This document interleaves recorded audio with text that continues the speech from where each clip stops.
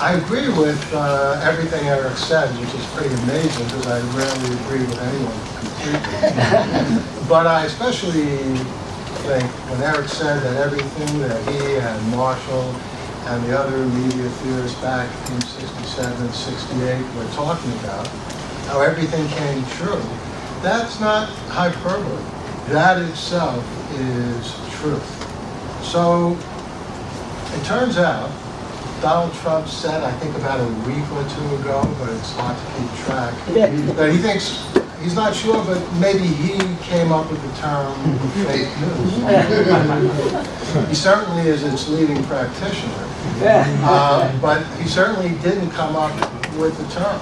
And I don't know who came up with the term, but as long ago as 1969, there's a tape of Marshall McLuhan being interviewed on some Canadian television network, and there's Marshall going on about fake news. He says all broadcast news is fake. And unsurprisingly, what Marshall was saying then about fake news was far more subtle than actually even what anyone, not only Trump, has been saying about fake news recently. Because McLuhan wasn't just saying that it's false. He was saying something much more profound. He was saying that whatever you see on television is not as it actually was. And I remember the first time I began thinking about that, Walter Cronkite used to end his broadcast, and that's the way it was. And look, I loved Walter. He was great. He looked like my wife's father, so that was a good thing also. And he was a very honest person. In a Gallup poll in the 70s, he was chosen the most trusted man in America. But he was not telling the truth when he said, and that's the way it was. A more accurate rendition would have been, and that's the way a small group of editors and CBS News thought you should think it was. But you can understand why Walter didn't want to say that. It was not a good but that's what McLuhan was talking about. And that's still true today. And it doesn't mean that we shouldn't trust these media, but we need to appreciate them for what they are. The New York Times says all the news that's fit to print.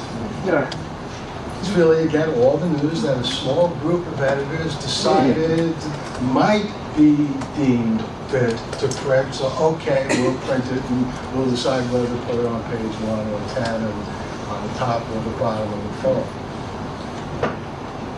So that was 1969 when Marshall McLuhan said that. And if you go back 5 years, 1964, the book Understanding Media that Eric mentioned, which came out actually the same year that the Beatles hit big, and I'm getting back to the Beatles in a few minutes. There's a great chapter in that book in which Marshall McLuhan talks about the Greek myth. And Eric told you about one Greek myth. McLuhan loved to apply Greek myths to our present age. And in this case, he was talking about the Greek myth regarding Narcissus. And he wrote a little chapter called Narcissus Narcosis. I'm sure most of you have heard the story. I won't repeat it at great length, but the gist of it is this was an incredibly good-looking young man who pretty much fell in love with his own reflection. And his favorite pastime was looking into pools of water and gazing wistfully at himself. And some Greek nymphs came by and tried to interest him in other things, but nope, Narcissus was just totally engaged in looking at his reflection. And by the way, there are several endings to that story. My favorite one is he was so much in love with his own reflection that he tried to reach into the water and get it and fell in and drowned. It's a little apocalyptic, but that's, something that McLuhan back in 1964 was able to say when we watch television. We're really looking at our own reflections. We're not literally seeing ourselves, but we see ourselves in what we see in our media. And that's why it's so engrossing. Well, that sounds very familiar because you hear people today talking about news bubbles, right? And they tend to blame Facebook and Twitter. You know, we surround ourselves with news that just reinforces our own opinions. That's true enough. But it didn't begin with Facebook and Twitter. It began long before that, and McLuhan was talking about it in 1964. And you can go back 2 years before that to the Gutenberg Galaxy, and this, of course, is one of Marshall McLuhan's most famous ideas or concepts or percepts or whatever you feel comfortable calling it. You've all heard about it, the global village. So in 1962, there was the Telstar satellite that was launched. That's probably what got Marshall McLuhan thinking about that. But there wasn't much of a global village. In fact, there was no global village in 1962. There were national groups that watched television, but they weren't villages. Because in a village, people interact. But people who watched television in 1962, all they were doing was watching. They weren't communicating. So it was really a village of voyeurs. Almost, you know, if you want to get like into horror movies, a village of the damned. But again, you don't have to get that apocalyptic either. But the point about that is, here is McLuhan writing this in 1962. And if you look at the age we live in now, and have lived in for the third couple of decades already, that is a global village. We put the announcement of this event up on Facebook, and in addition to all of you good people who came here, 100 or 150 people said they were interested. And those people, for the most part, don't live in New York. If they did say they were interested and live in New York, I'm going to keep track of the fact that they didn't come. But most people couldn't get here. But if you look at Facebook, it is an embodiment of the global village. But my favorite of Marshall McLuhan's tools, and it's tough to choose because the light on, light through, that's great. You know, when you begin to understand McLuhan's ideas, you're like a kid in a candy shop because everything is fascinating. But my favorite has always been the tetrad. And if you're talking about predicting, the tetrad has in it, in its four-part structure, at that fourth part of the structure, literally something that points at the future. So let's do a tetrad on television, which was the big deal in the 1960s and 70s. First part of the tetrad is it amplifies or enhances something. What does television amplify or enhance? Well, immediate audio-visual communication. What does it obsolesce? Radio.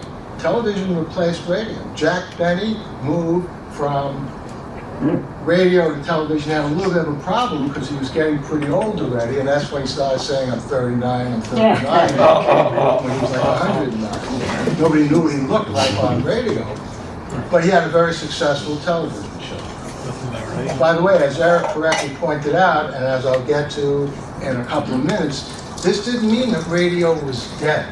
Not at all. It just meant that radio had been pushed into the background. That's what obsolescence is. Or to use the Gestalt psychology term, television pushed radio from figure into ground.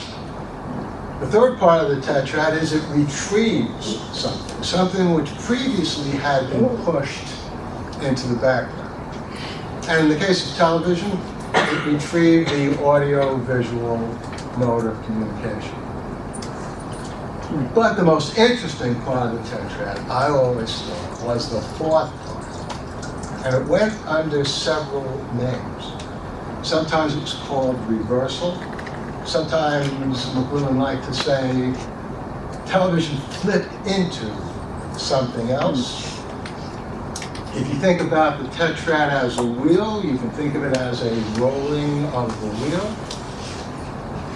So what did television flip into? Well, back in the 70s, when I first became aware of the tetrad, and this is one of the fun things about the tetrad, you can have all kinds of possibilities that you plug into its structure. So back in the 1970s, what was television going to flip into? Well, one possibility was holography, right? Two-dimensional television becomes three-dimensional. Guess what? That didn't happen. And I was actually talking about that, so unlike Eric and Marshall and those people back in the 60s, that was a prediction that still hasn't happened.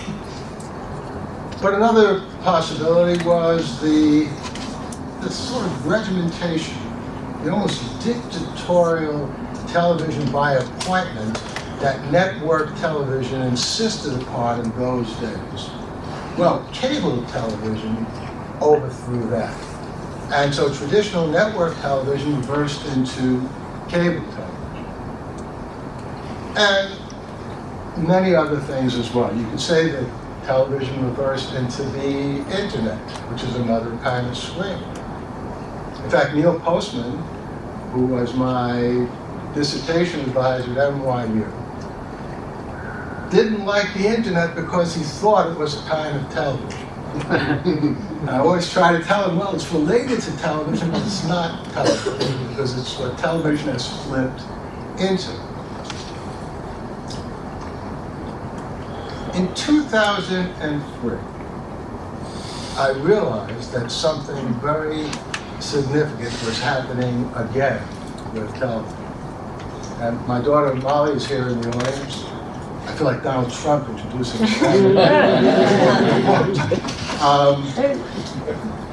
but in the fall of 2003, one day Molly says to me, "Hey Dad, did you hear about this show Alias?" I don't know how many of you have heard of Alias. It was Jennifer Garner's first big show. Great series on conventional network television. I think it was ABC.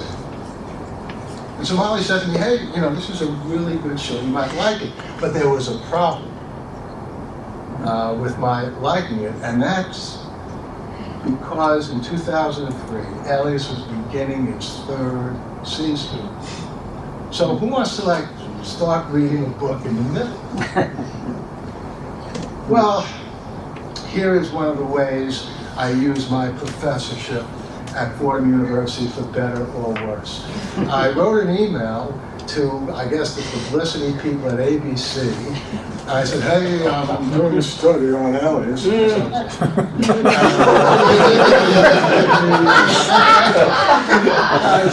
enough, when I was later, I get every single episode of Alias.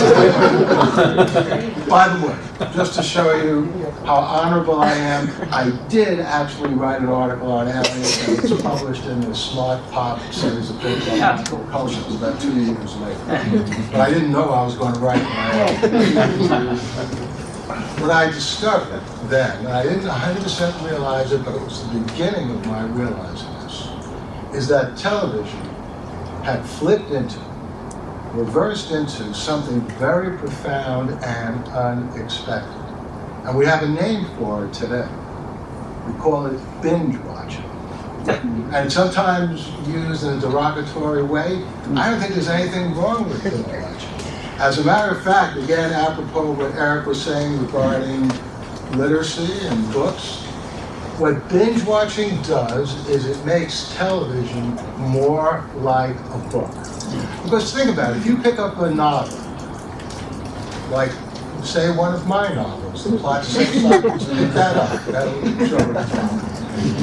and you start reading it.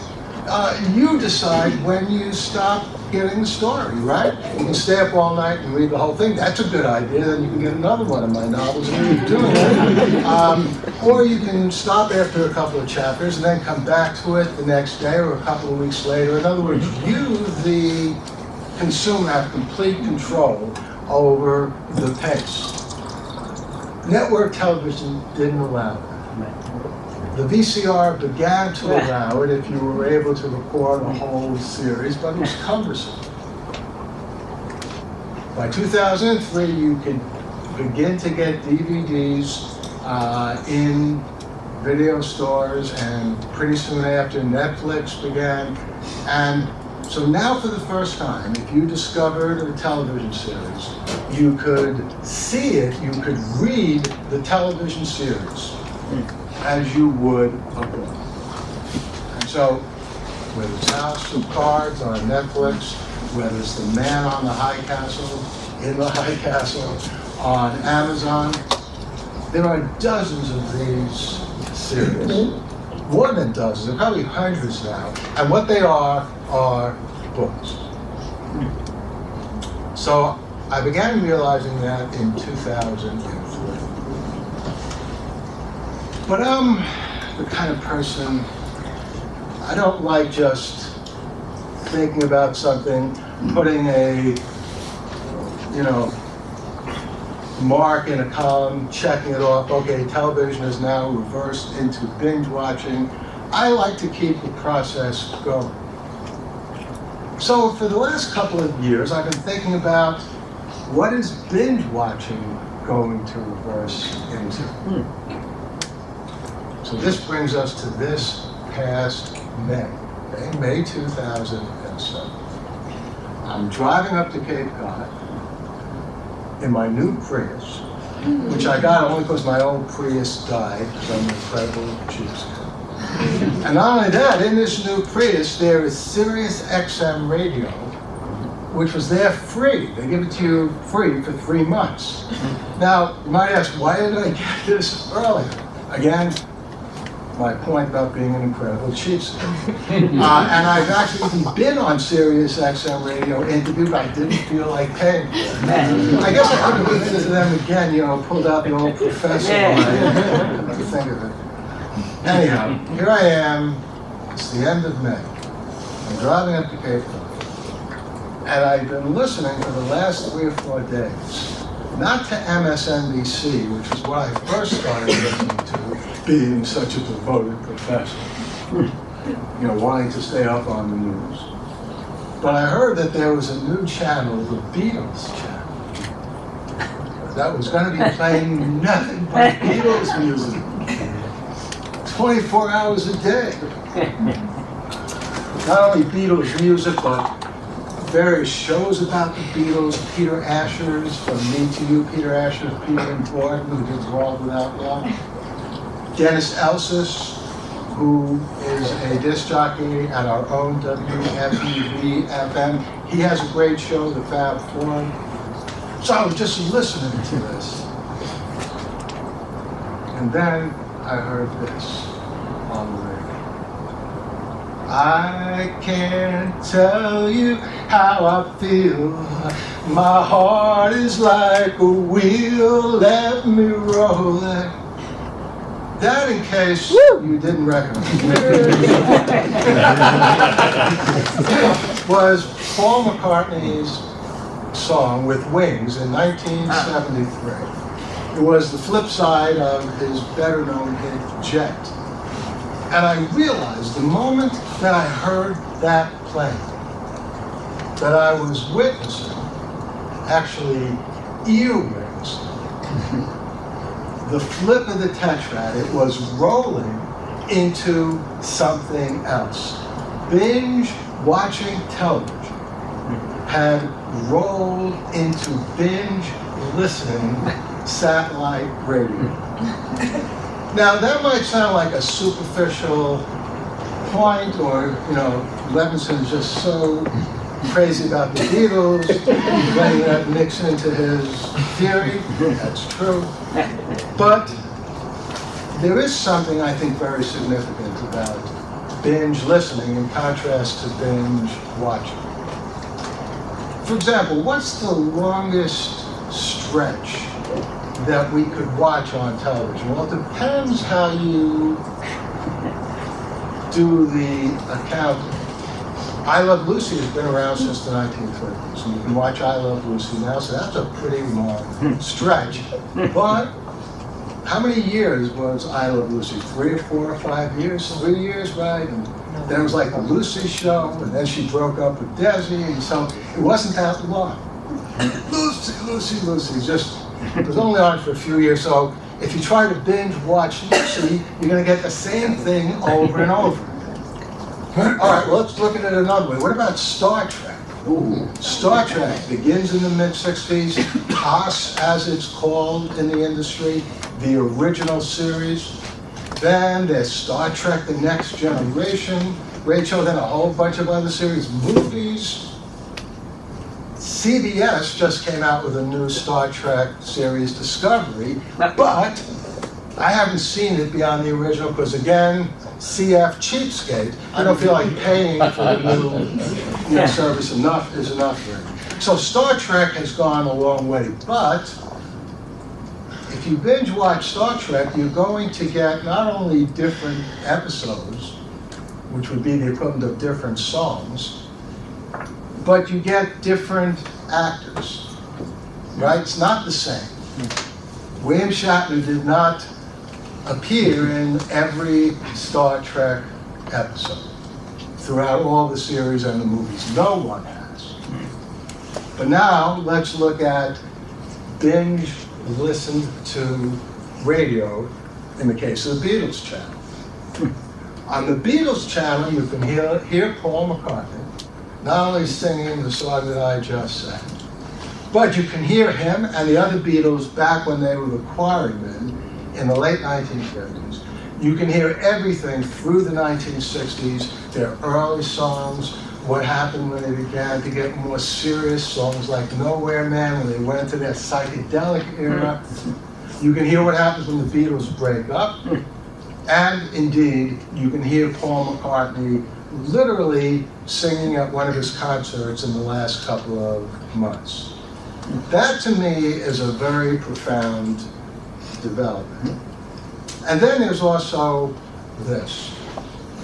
The ear, the acoustic mode, is something which Marshall McLuhan, Tony Schwartz, who John Carey is going to talk to you about, and savvy people who have studied media have long realized, in one way or another, shapes everything else. There is something very profound about the way sound reaches our brain. It's a very different way than the way light reaches our brain. What happens with light is it excites an optic nerve and gets to our brains. What happens with sound is there's literally eardrums in both of our ears, and they vibrate. And that's how it gets to our brains. And that vibration is not just an incidental thing. So sound shapes us. And one of the things that Marshall McLuhan and Tony Schwartz like to say is that television itself treats the eye as if it were an ear, because television is all around, just like sound is all around us, and many other characteristics of television.